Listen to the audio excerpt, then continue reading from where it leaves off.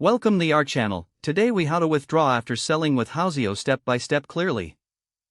Begin by logging into your Houzeo account. Navigate to the dashboard section once logged in. Locate the property listing you have sold.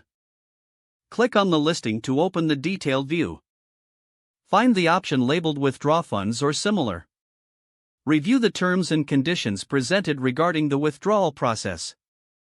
Select the payment method you wish to use for the withdrawal.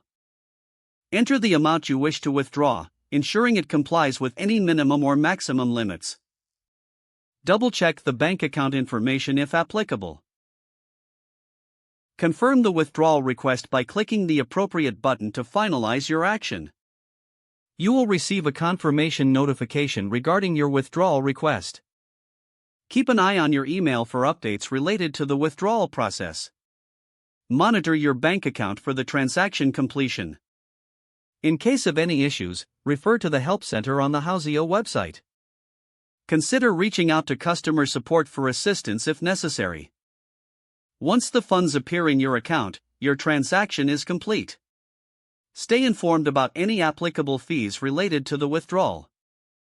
If the page does not load, refresh the browser or try again in a private or incognito window.